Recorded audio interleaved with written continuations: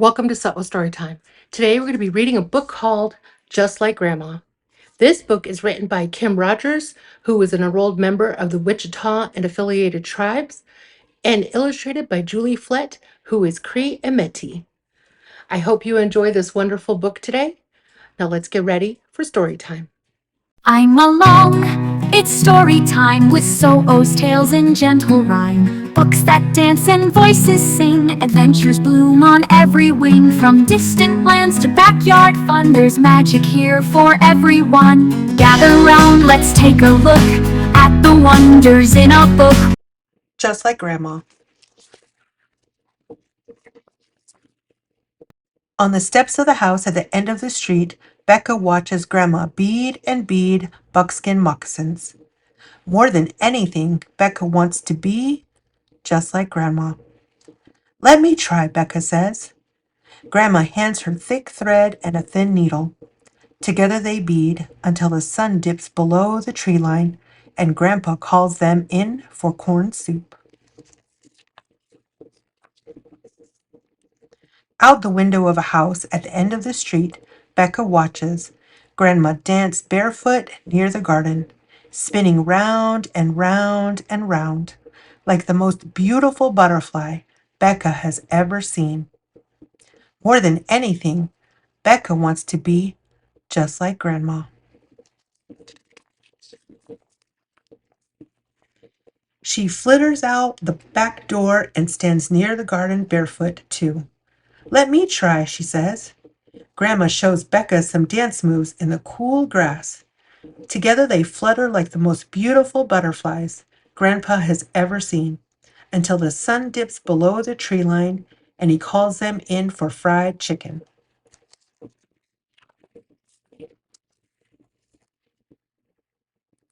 Inside Grandma's studio, Becca watches Grandma paint and paint a colorful sunrise. More than anything, Becca wants to be just like Grandma. Becca sits down next to Grandma and her pretty palette. "Let me try," she says. Grandma shows her brushstrokes on the textured canvas. Together they paint the most spectacular sunrise anyone has ever painted until the sun dips below the tree line and Grandpa calls them in for pancakes for dinner. At the weekend powwow, Becca watches Grandma dance fancy shawl with many other dancers who are half her age. She wins the grand prize. More than anything, Becca wants to be just like Grandma.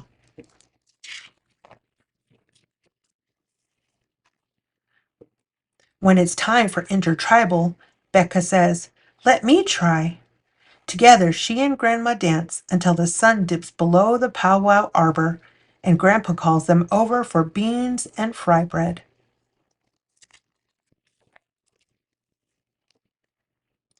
Inside a house at the end of the street, Grandma looks out the window and watches Becca, all alone with her ball.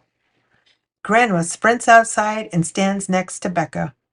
"Let me try," she says, and Becca shows her the plays she's been practicing for basketball tryouts.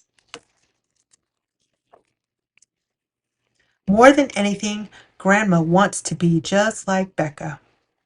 Together they shoot hoops until the sun dips below the tree line, and Grandpa calls them in for taki and white bread.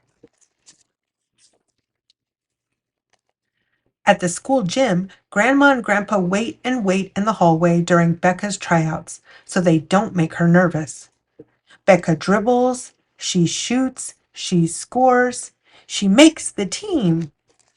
Yay!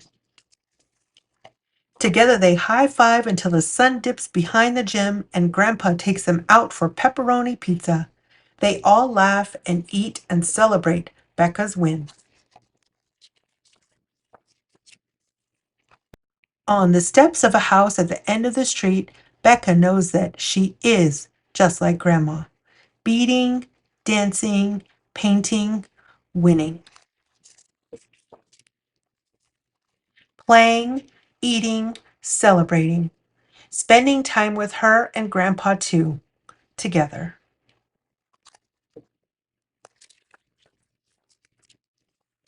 And Grandma knows that she is just like Becca. The end. Thank you so much for reading Just Like Grandma with me.